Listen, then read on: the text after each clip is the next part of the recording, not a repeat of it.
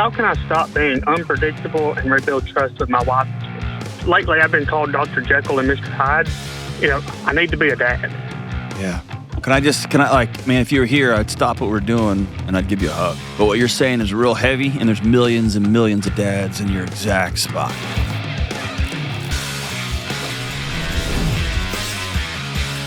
Woo! What's up? This is John with the Dr. John Delony Show.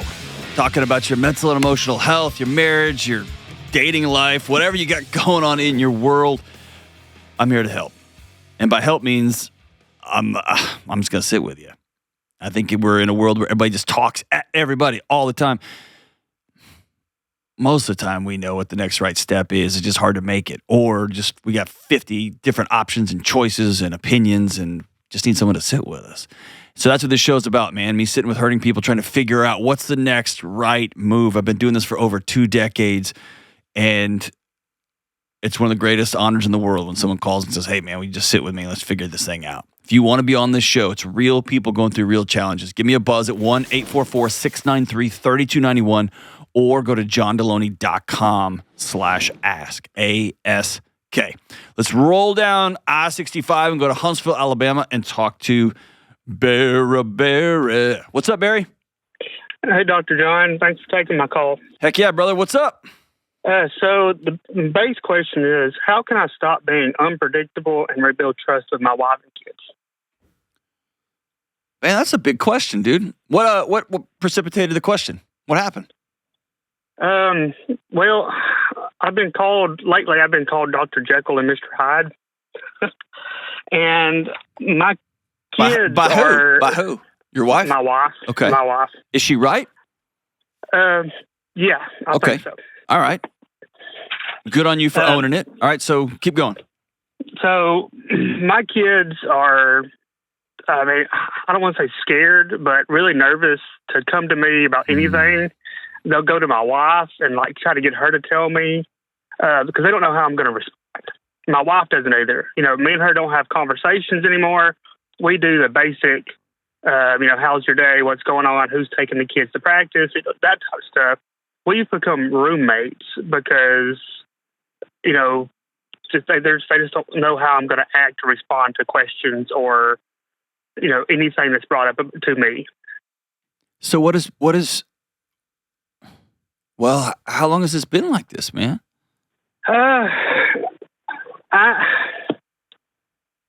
She says it's been a long time, and I'm just now starting to kind of realize it. Mm-hmm. I finally started going to a doctor, therapy and things like that. And I've just come to realize that I really only have pretty much 2 emotions. I'm either angry or upset, or I'm just laid back. And I don't know how to change it where my kids will come to me and I can, I need to be a dad. Yeah. Can I man, if you were here, I'd stop what we're doing and I'd give you a hug. And I know that you might bristle at that at first, but what you're saying is real heavy, and there's millions and millions of dads in your exact spot. What you're saying out loud is hard, and I'm proud of you. It's a courageous thing you're doing. Okay? Yeah, it is. Now, here's the challenge you have. You don't trust you either. You don't come to you with the truth about what you feel about certain things. You anger it away, you rage it away, or you numb it out. You football game it away. Exactly. And so what you're asking your kids to do and your wife to do is something that you won't even do. And so instead of trying to fix some things so that your kids will come to you, I want to turn off that nuclear reactor that's in your chest. Because somehow you woke up, how old are you? 36. You woke up at 36 and you don't like the life you live. Why? All the things you're saying, it has the. Tell me if I'm out to lunch, man, because I could be way off. Is a guy who's just so tired. Yes. But you're tired because you've been at war inside your own chest for so long. You don't think you make enough money. You don't like the job that you do. You don't like that you don't show up for your wife, but you don't have any tools in your toolkit, so you just get madder and louder about it, and it makes it work, right? Oh, yeah. Your friends have all gone off to do stupid stuff. Alabama sucked this year, right? Like all of it, right? It's all in this, oh, yeah. right in the middle of your chest, right? Definitely. Where does that come from, man? How long have you not liked the skin that you're in, your life? You only get one, dude. You only get one, and you're like more than a third over. I've just come to realization not too long ago that I don't like myself. Yeah, why? I want to say I don't really have anything to show for my life, but I've got 5 kids, a great wife. I got a job that I love. Okay. But I don't like who I am. A lot of men who don't like who they are either have some sort of hidden addiction or a thing they did that they've just buried. They've got some things that happened to them.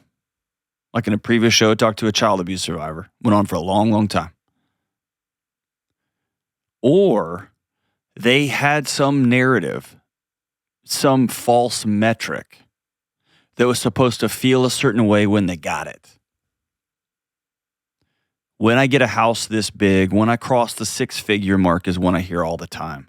When I get this new promotion and I become the senior associate vice president, whatever, it's supposed to feel a certain way. Like I've got there, like I've arrived, like I've made it. And most men are hyper disillusioned when they get there and it doesn't feel like they thought it was going to feel, and there's not a psychology for what comes next. And so most men get mad and they hit the gas harder. Did any of those 3 ring a bell?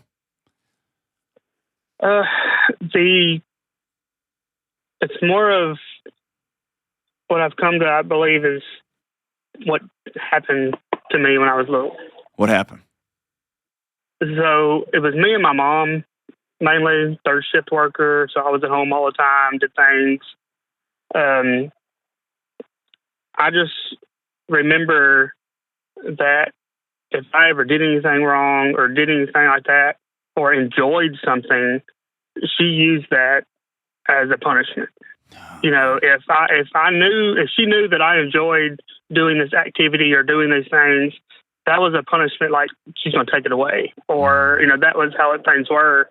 And when I got old enough to get a job, I remember working and she used to tell me, well, you got to give me your paycheck or we won't have power and you won't be able to do this, or we won't do that, you know, and it's just, and so I know that I learned to not show that I was happy. Yeah. Where was your dad?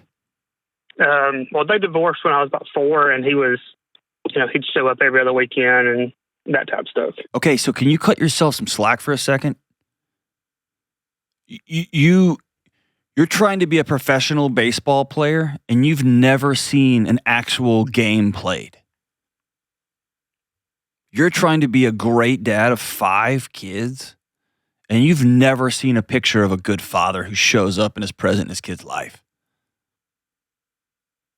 You don't even know what that looks like. You have some fantasies about it, and you've watched some movies about it, but you don't even know what that looks like and feels like. Cut yourself some slack. Give yourself some grace, okay? And you've never had permission to laugh inside your own freaking house. To have joy in your own house. Of course you toggle from numb to anger and back and forth and back and forth. Laughing and joy got stuff taken away from you. That's evil, man. I don't like to admit it. I know. Because my guess is joy got stuff taken away, and being angry or being sad got you hit. Yeah. So what you learned at a really young age by the people who were supposed to love you the most and give you a roadmap for what love looks like is, I need to disappear in my own skin. And there ain't no hiding with 5 kids. No, I want to. I know. I got 2, and sometimes I just want to disappear.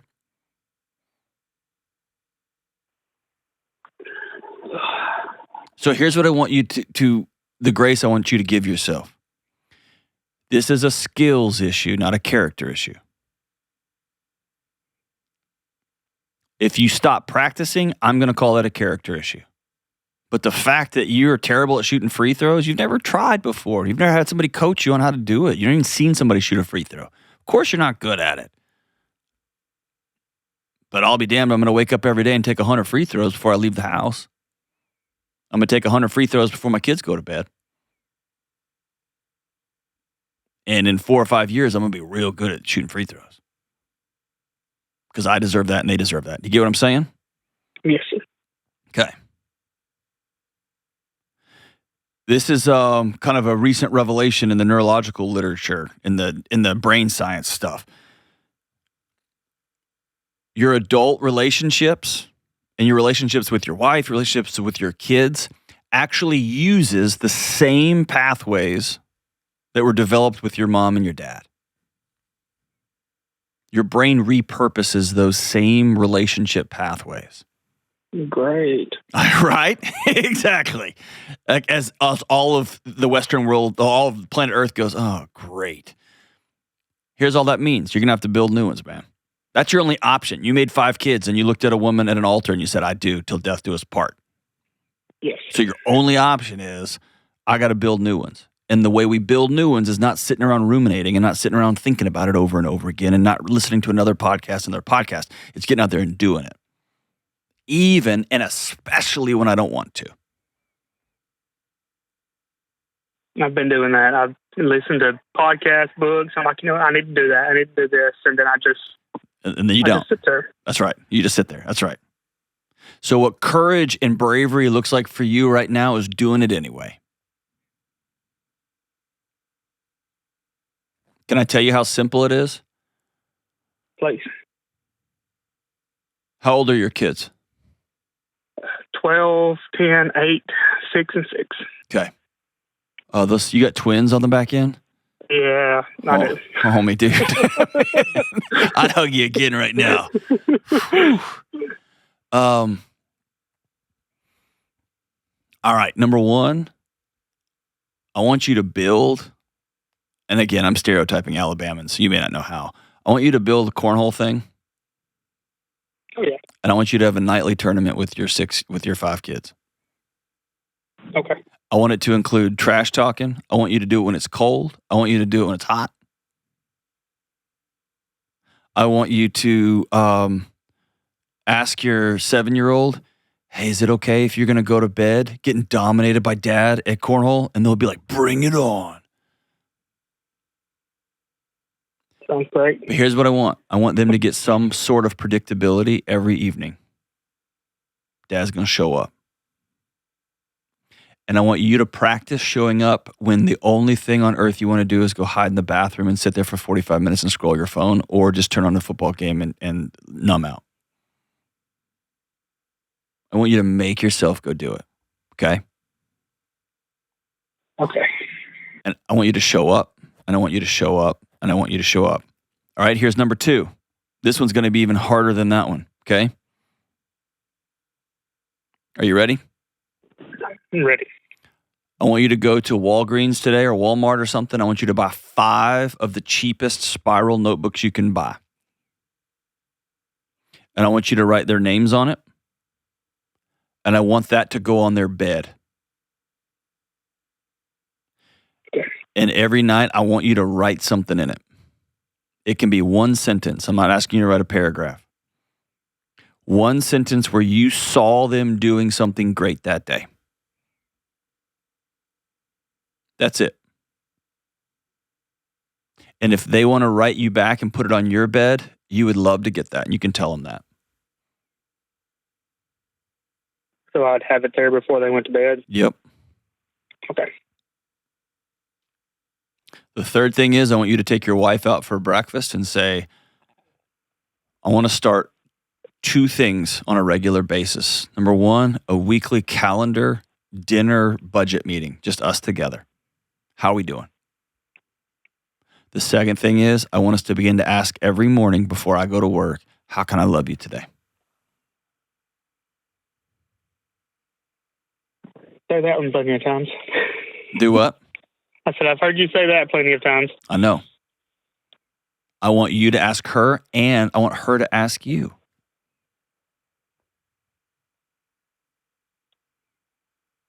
And if you want to be a real gangster, I want you to go for a walk together once a week.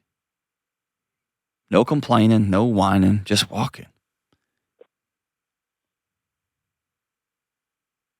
I'm going to send you every deck of the Question for Humans for Couples and the Intimacy deck. And I want y'all to commit to doing a couple of cards. Okay. Here's what you'll have to do. You'll have to rebuild your marriage. Yes. From the floor up. You have 5 kids. You have 7 people in your house now. Sure did. Okay?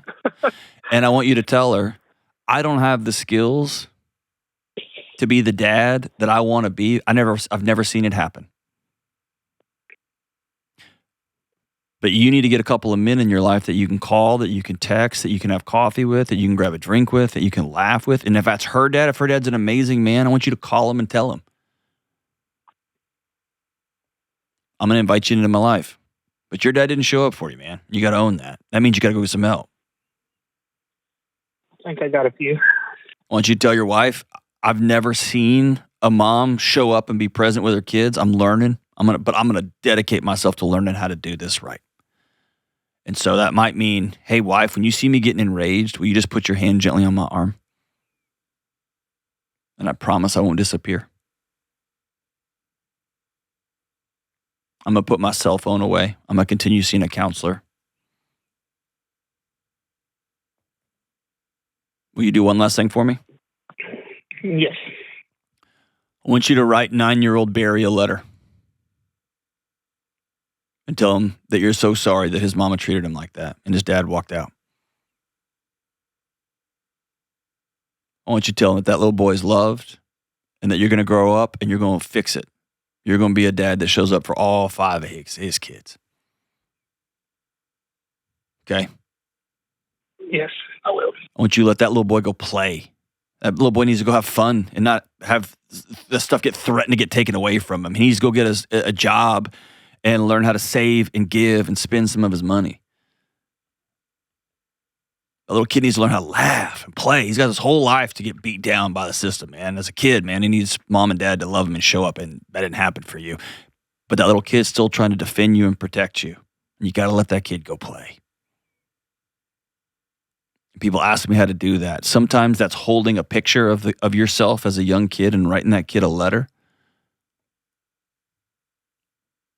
Sometimes that is taking a picture of your mom, Barry, and put it in your back pocket. And every time you want to snap at your kids, every time you want to yell at your wife, every time you want to just grab your phone and disappear, I want you to pull that picture of your mom out and look at it and say, hey, Mom, I'm gonna beat down on my kids just like you did on me.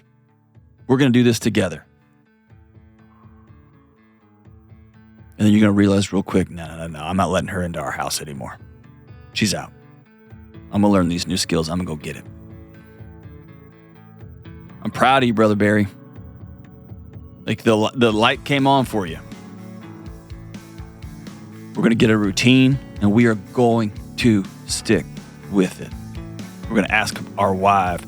You're going to ask your wife, how can I love you today? And I'm going to let you in. How can you love me? Inch by inch by inch, we're going to walk this thing out. I'm grateful for you, brother. You call me anytime. We'll be right back. Okay, let's talk about Organifi. Listen up. Health and wellness is not a destination. It's a journey. It's an adventure. And for most people, that journey can be tough, filled with ups and downs. And that's why I love Organifi. They make it super easy to make healthier choices about what you eat and what you drink. And right now, they're making it even easier with the Organifi Starter Kit. For those of you still on the fence about whether to get Organifi or not, it's a great way to sample Organifi for not much money. With code Delony, they'll give it to you, all of it, for $40 right now, including shipping. Listen, the starter kit is like Organifi's greatest hits. 7 days of green juice travel packs to boost your energy and calm your mind. 7 days of red juice travel packs full of antioxidants to help with focus, stamina, and recovery. And 30 days of essential magnesium capsules for strong bones and healthy muscles. And if you get in on the starter pack right now, they'll also send you a branded Organifi shaker bottle for free. So make Organifi's whole food blends and top quality ingredients part of your health and wellness adventure, just like I have. Go to Organifi.com/Delony right now to save 20% off all of their products with code Delony. That's Organifi.com/Delony and use code Delony for 20% off. All right, let's talk Cozy Earth, the makers of the best bedding, sleepwear, and bath linens in the world. So if you're like me, your New Year's resolutions are hanging on by a thread, and your body is redlining from all of the new exercise and new eating habits and all of the back-to-school activity, all of it. And I'm all about go, go, go, go, but we all have to remember rest is vital for our overall health.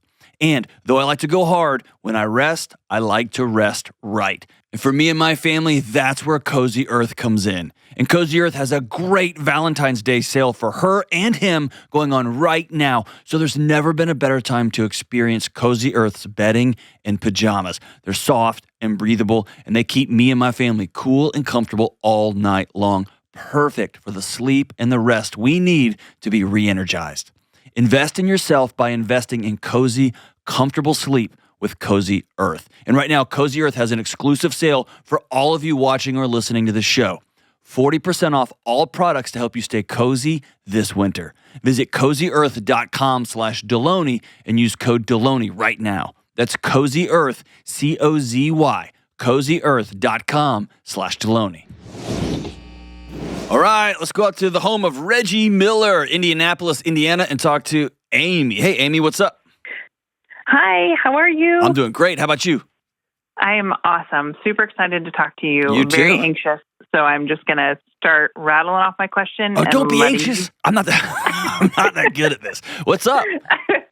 Well, I have a question. All right, bring it. So how can my husband and I pay off over $40,000 in debt, stay debt-free, and be able to teach our kid good money habits when our habits are in the toilet?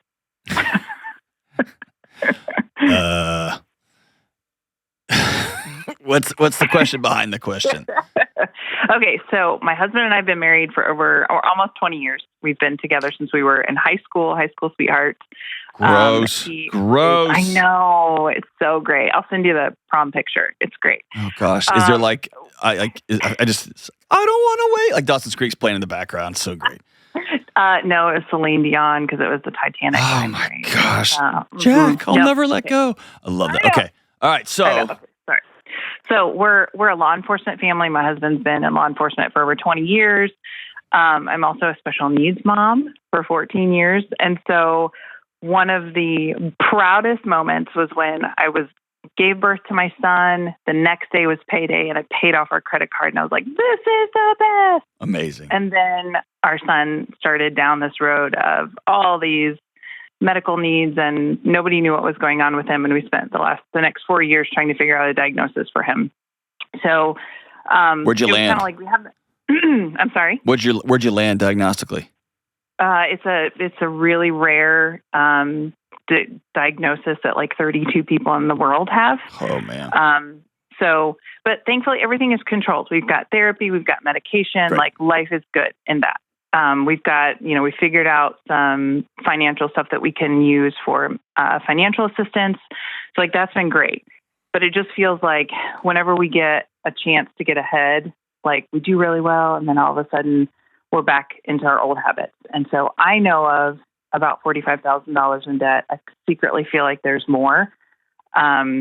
One of the things I told him about at the beginning of the year is like, we need to sit down and like really be honest about our finances, where we're at, and how we're going to do better, because we have a 12-year-old as well, who is like has no concept of money, and we are not doing a great job set him up for success.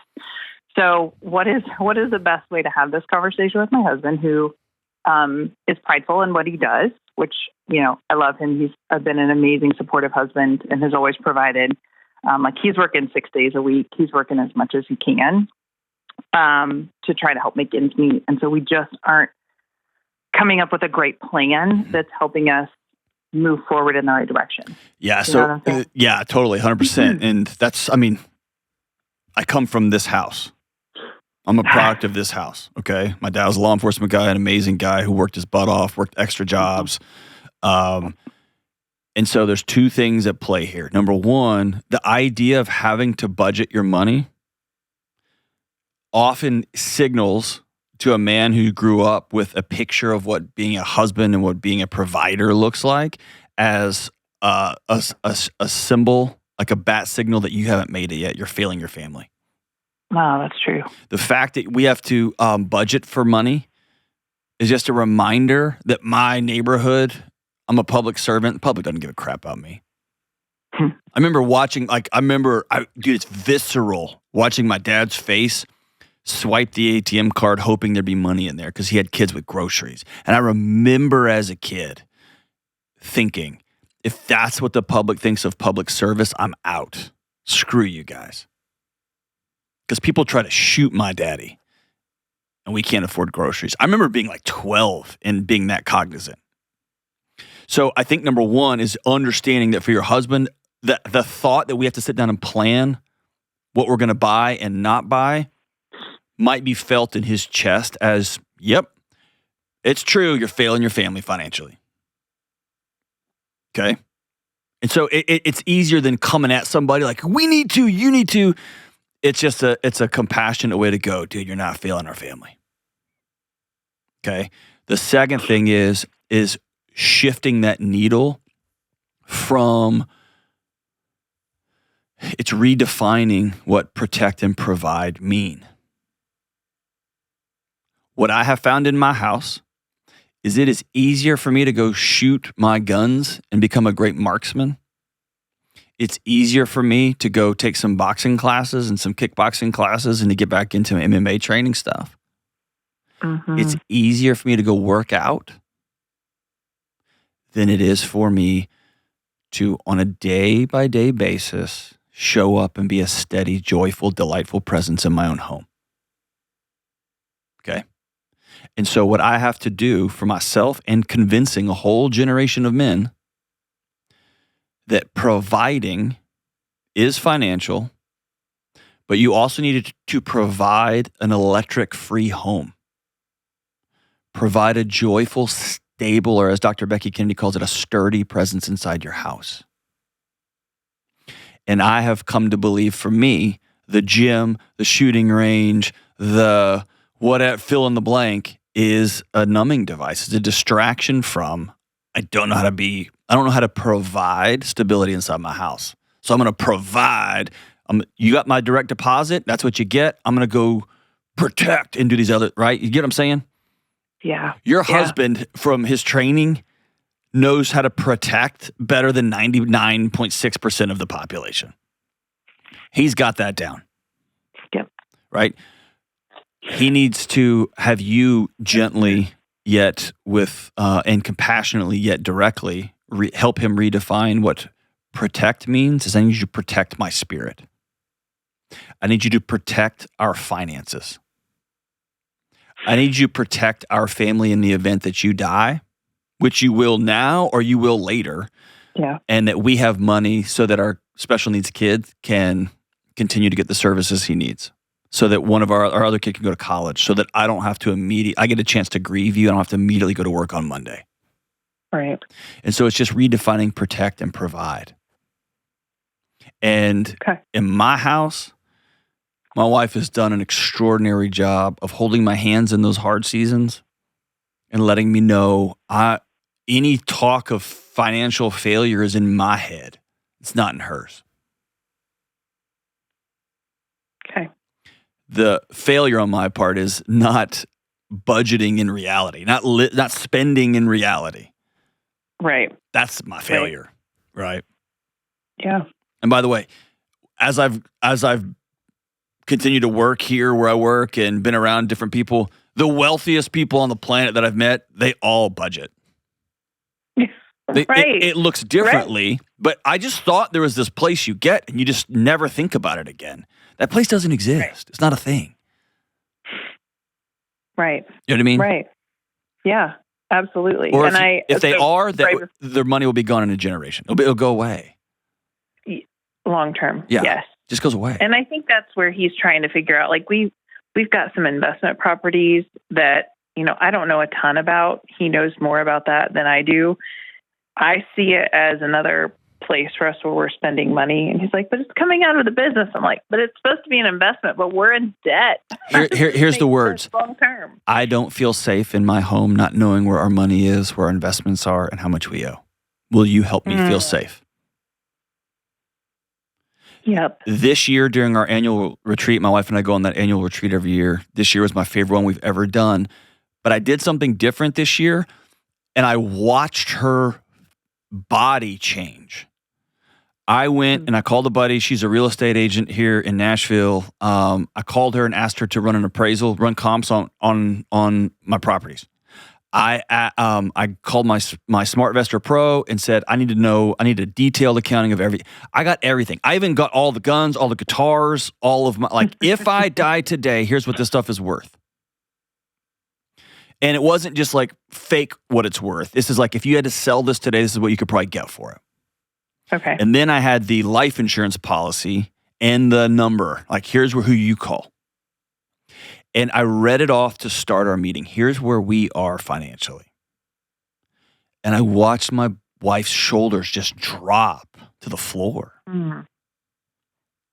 And I remember laughing, and I was like, you know all this? And she's like, yeah, but just seeing it. And she didn't verbalize this, but I think the fact that I went and got it beforehand told her he's invested in making sure I'm safe. Yeah. And my wife knows that. I know how to fight, and she knows I'm fast. I know how to run. Like, if I need to run away from, it's like, that's not the kind of protection. The protection that applies to most of us is if our house burns down, what then? Yeah. Right? Absolutely. And so I think it's just redefining what safe and what protect and what provide actually means right now. Yeah. And there may be another side to this. There may be a wife listening to this right now, and she knows exactly where every account is. Her husband makes a whole bunch of money, and she thinks he's in danger of a heart attack any day because he's never been to the gym. The protect and provide conversation in that household might be, I'm worried you're a ticking time bomb. If you want to protect me, you want me to feel safe, I want you to go to a doctor. I want you to get an exercise program. I want you to start lifting weights. I want you to do something, right? You get what I'm saying? So that means something different in every house. But most of the men I know right now have doubled down on the thing that's easiest for them, and they are puffing up like a balloon and expecting their whole families to just get behind that. And families are going, hey, whoa, you can lift a lot of weight and you can run real far. I don't feel safe. Mm-hmm. Right. And it's in another kind of like side to this. So I have stayed at home with my boys since I've, given birth. And there's a guilt factor in that I spend money because of the house. I buy things for the house. Boys' haircuts, groceries, whatever. And there's a guilt factor that I have because I'm not working outside the home to bring in some income to be able to help the family. Any advice for that? I mean, that's a story you're telling yourself that you have to choose to stop telling. Because it's not true. Okay. I mean, has your husband told you that? No, but there is the occasional like, oh, your boyfriend's in the neighborhood, also known as the Amazon man, who delivers my packages. Yeah, but I mean, is he being silly? I think he is. Okay. But like sometimes after you start to hear things over and over again, you're like, wait, is this reality? Like, am I really? But and it's a battle, and I think it's also just my work history. And like, I used to be the provider. I used to be the one that was the breadwinner between the two of us before we had kids. And then now it's kind of gone. Yes. And so just trying to let that go. So I think you and him need to go have a great, like, let's reimagine our marriage now. We have a 12-year-old and a 14-year-old. We've never been married with a 12-year-old and a special needs 14-year-old. Mm-hmm. And I'm feeling an itch to go back to work. Or every time I buy something, I feel like I'm a net drain on the household. Do you feel that too? I see you working so hard in so many jobs and doing so much stuff, and I miss you. Yeah. Like, I think there's just a moment to settle in. And you can say things like, the story I tell myself is when you make a joke about my boyfriend, the Amazon guy being around, that somehow me buying stuff for the house like doesn't sit well with you. Yeah. Right? And he can learn not to make that joke anymore. Or you can learn, it's just a stupid story I'm telling myself. I'm running this household. I'm taking my CEO skills that I was using at another place when I was a breadwinner, and I'm running this thing. Yeah. And he can say, the story I'm telling myself is, you love me a little bit less because I don't make more money. Yeah. And y'all can give yourself an opportunity to be open and kind of level set. Because the joking, like in my house, that's always a joke. My wife was a gangster. She made more money than me. She was this rock star professor. And like now to this day, like she stays at home. She has her own small business, but she stays at home and like she runs the place. And I'll occasionally like, oh man, you're spending my money again. And I didn't realize that was kind of a jab. She felt that. Mm-hmm. And it wasn't until she committed to making the jokes that it loosened the grip. When I'd be like, hey, what are you doing today? She goes, I'm going to spend all your money. And but you get what I'm saying? Like that was her way of running directly into the anxiety. Yep. I love that. I love that. But that only came from us having a conversation where she said, I feel like every time you make a joke, you're kind of pointing it out. And I was like, oh my gosh, dude, I'm a walking train wreck. Like, no, spend all of it. Like you keep the lights on here, right? Do. Yeah. Oh, yeah. So, but I mean, that just is us having that story. Yeah. Awesome. Yeah. And can I just tell you one last thing? Yeah, absolutely. I think your marriage is stronger than you think it is right now. I think I've got it. Like, it sounds like I got a husband who's working really hard for his family, and I have a wife who loves this guy, and y'all are just, he slowly started speaking Spanish, and you've slowly started speaking Greek, and y'all just need to make a commitment to start speaking the same language again. Thank you for that. Is that cool? Yep. All right. You're awesome. I appreciate the call. Call anytime.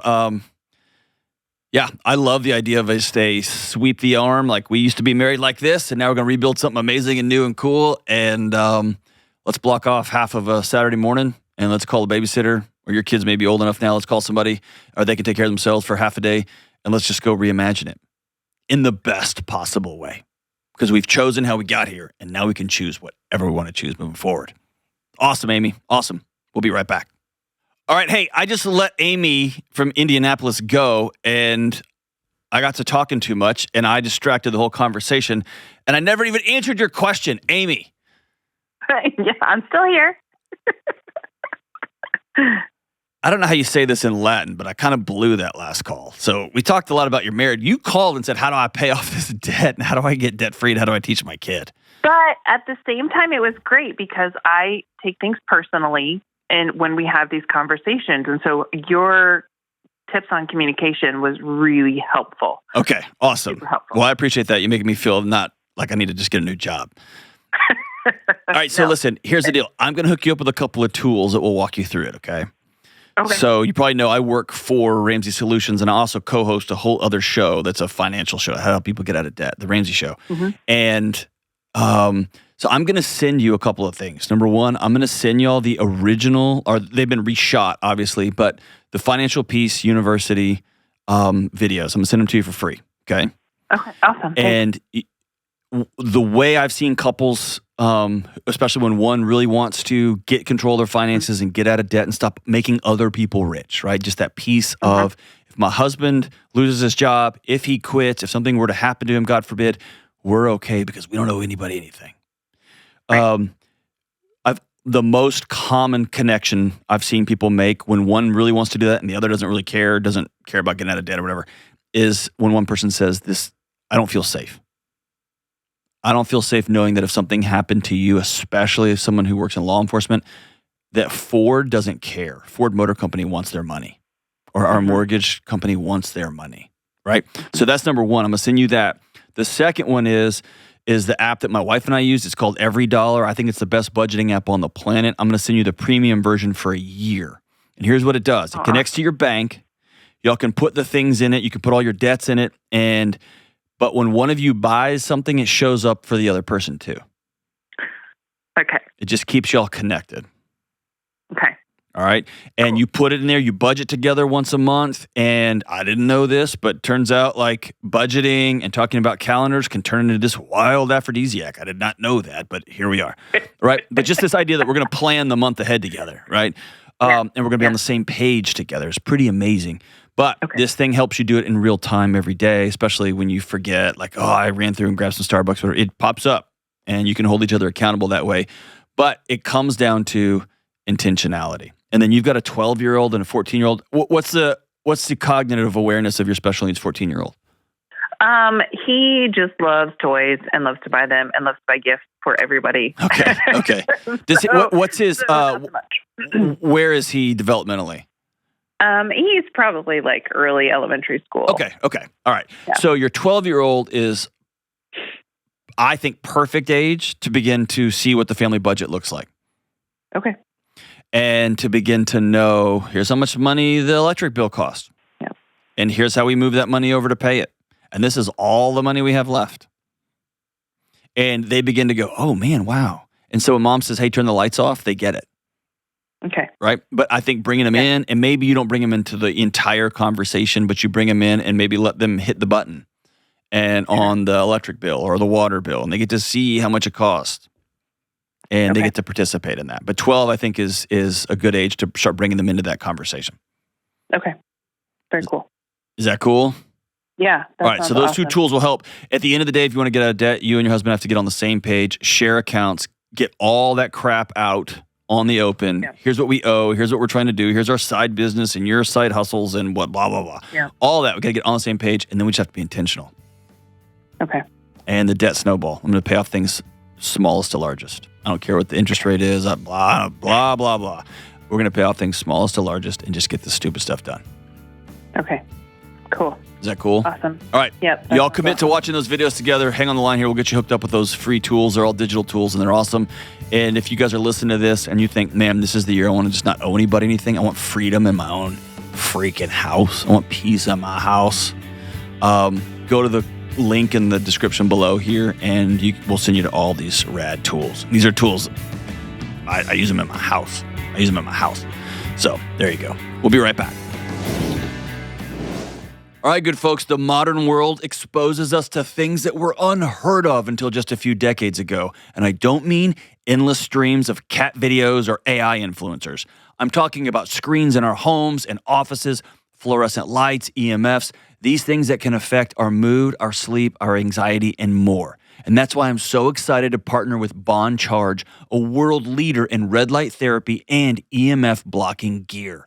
I use Bond Charge products all of the time, literally every single day, and I love them. And here's why you'll love them too. Studies show red light therapy can help boost your mood, reduce stress, and help with sleep. It can help you recover from aches and pains, transform your skin, and even help with cellulite and stretch marks.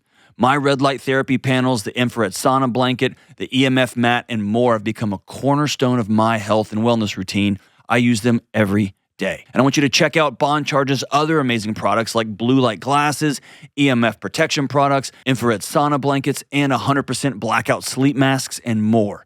Go to bondcharge.com/Delony and use coupon code Delony to save 15%. That's BONCHARGE, bondcharge.com/Delony, and use coupon code Delony to save 15%.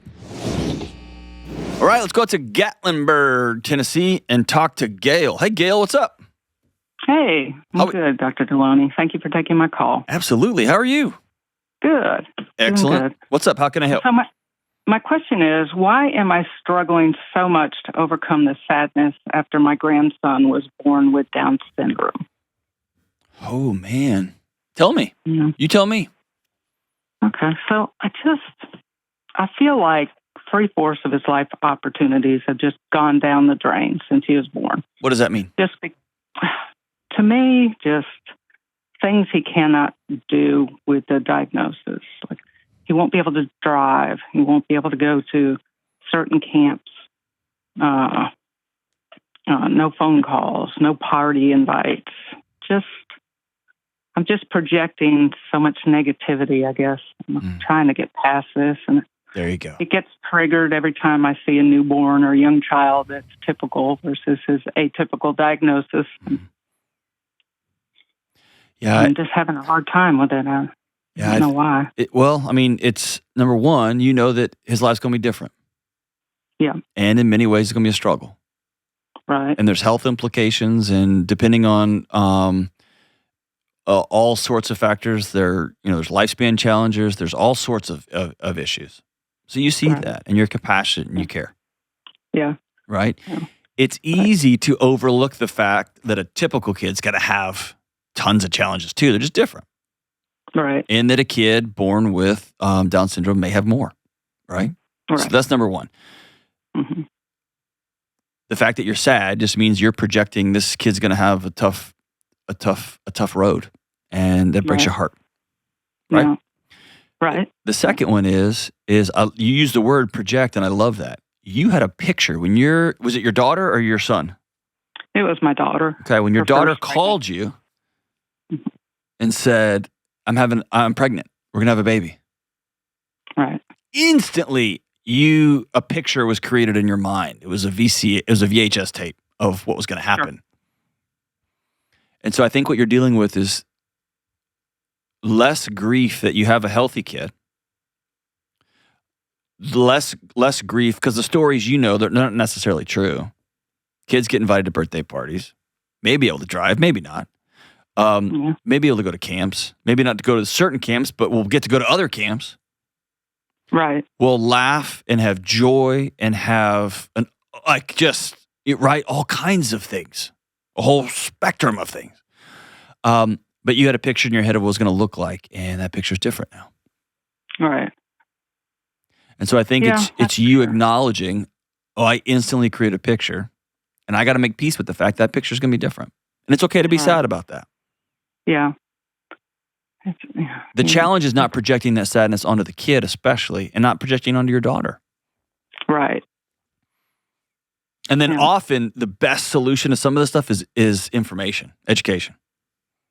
Right. And so that means I'm gonna go meet with some parents who've got kids who've got Down syndrome. I'm gonna go become a grandparents of Down syndrome kids. Surely there's a Facebook group for that. There's a Facebook group for everything. But I'm gonna learn about this, and you're probably gonna find a significant amount of relief. Yeah. Okay. I got you. But I want you to head into it. Right now, you feel sad, and you feel guilty that you feel sad, and so it's causing you to stay away, right? Yeah. Well, it's like a gut kick. Yeah. Especially when I see other little kids, other newborns and children. But that's a scarcity thing. Can you celebrate them? Can you whisper a quick prayer? Yes. I wish you an amazing life. I just wish he has an amazing life. And No. Every time you see a typical kid. Yeah. Every time you see a mother holding a brand new baby that quote unquote looks perfect to you, and you don't know that story of that baby. You don't know what congenital heart defects that baby has. You don't know what ticking time bomb, whatever that kid has. But I want you to practice the gratitude. I want you to wish them well. Okay. Because here's the thing. You wishing evil on them, are you being sad about them, or are you cheering them on? Quite honestly, it doesn't affect them at all. It does affect you. Right. And your body will respond to each one of those stories you choose to dwell on. Mm-hmm. And if you choose to dwell on, screw that young mom right there, it's not fair, I can't believe it. Your body dumps adrenaline, cortisol into your body, into your bloodstream. You just stew in it and baste in it. Gotcha. Or if you see that mom and you run up and go, oh my gosh, my daughter just had a baby too. Let me see this thing. And you look at that mom and say, I wish both of you the absolute grandest adventures of all time. Okay. Then your body, your body lifts up, right? Your spirits lift. And even if you walk away and you're a little bit sad, that's okay. Right. Okay. Right? It's kind of like when somebody cuts you off in traffic. you can flip them off and bang the steering wheel and be like, you're probably a Democrat or you're probably a Republican, right? You can do that. And you have the stroke, not them. They don't even know. They're listening to their stupid music. They're not listening. They're not paying attention to you. Or you can just exhale, drop your shoulders, and whisper a quick prayer. Dear God, I hope you get to the hospital before his wife passes. Mm-hmm. And one of those drops your heart rate, makes you a little bit more compassionate. You get to pick. Yeah. But I don't want you to beat yourself up for your feelings. Your feelings are your feelings are your feelings. Right. Okay. Well, but also, I don't know, man. I've just met some pretty extraordinary families where somebody's got Down syndrome. I've met some amazing people with Down syndrome. I've met some amazing families. And again, there's a spectrum of like sociability and ability to get a job versus they need more caretaking. It's just a wide spectrum. So who knows how it plays out and how it ends up. But man, there is so much laughter and joy and no way and fun and exploration and curiosity to be had. And I just suggest you double down on that is with all your heart. Right. And yeah, that's what I'll do moving forward for sure. But I was just trying to remember when my kids were little, I didn't even remember them having any friends that had Down syndrome or anyone in their class having Down syndrome. Well, and back in the day, they sequestered everybody. Gotcha. They moved them into special class away from traditional, and they've integrated classes a lot more. Yeah. And so if you went to a public school right now, you'd probably see more students walking around with various, like non-typical challenges.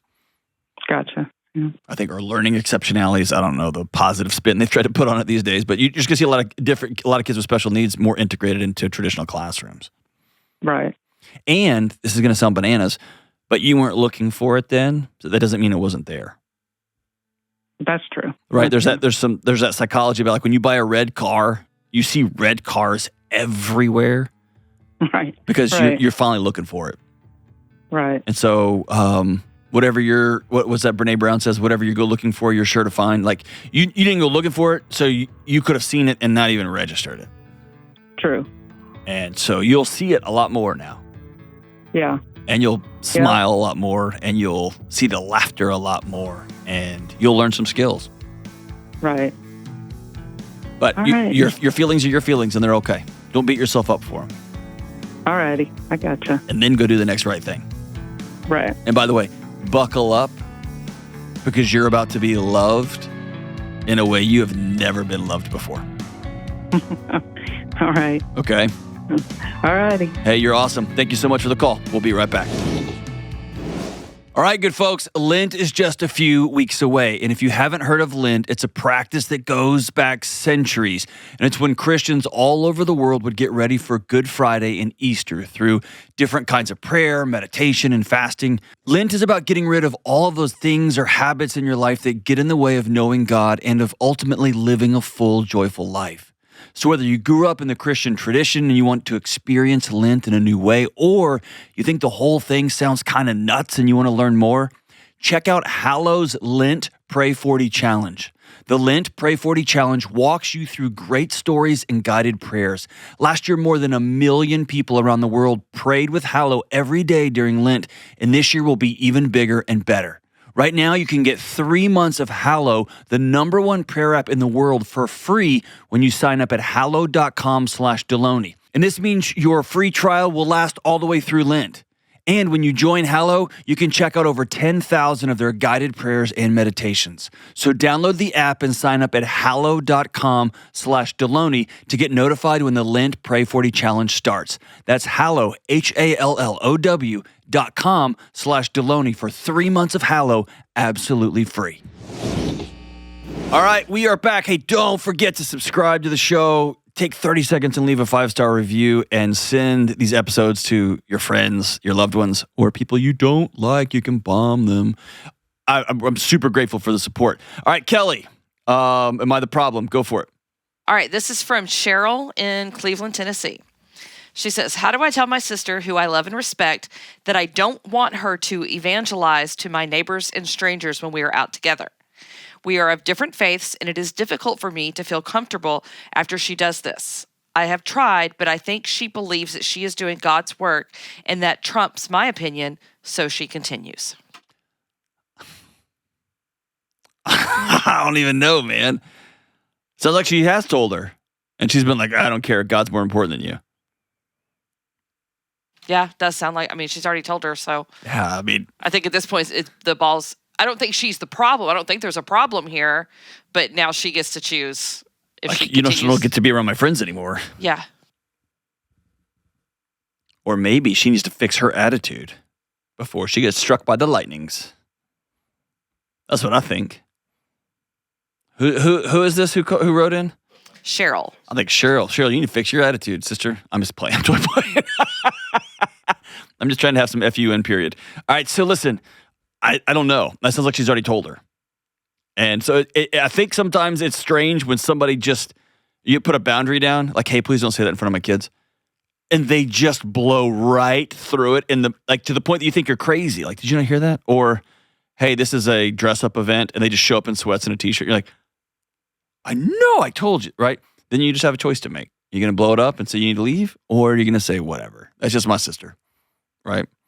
I think most people in Cleveland, Tennessee understand there's just some people that want to talk about the LORD all day long, all day, day, and it just is what it is. And I think she might be feeling more sensitivity in her own chest than other people are feeling. I like to hear when people are really passionate about their faith. I like to hear about it. Like, it makes me feel good. Like, that they feel safe enough and compelled enough and passionate enough to just let it rip. I like that. So. Yeah, it makes me wonder almost, and this is purely conjecture.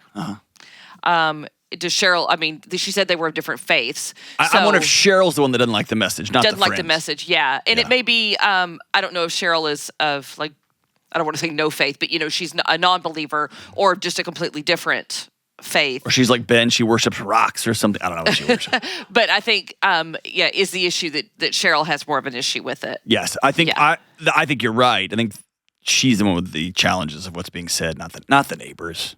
Most people are pretty respectful. Or they'll just respectfully say, I don't believe anything you just said. Like, and we move on with our lives, but I don't know. Yeah. I think that's a good call out. If this is a proxy, if the neighbors are like, the neighbors are really upset, the neighbors don't care. It's you. So you need to sit down with your sister and say, I don't believe any of this. I don't want to hear about it. Or you can just let your sister talk about the things she feels compelled to talk about. Ta-da! I don't know. You're always talking about like old person stuff all the time. And we kind of let you run.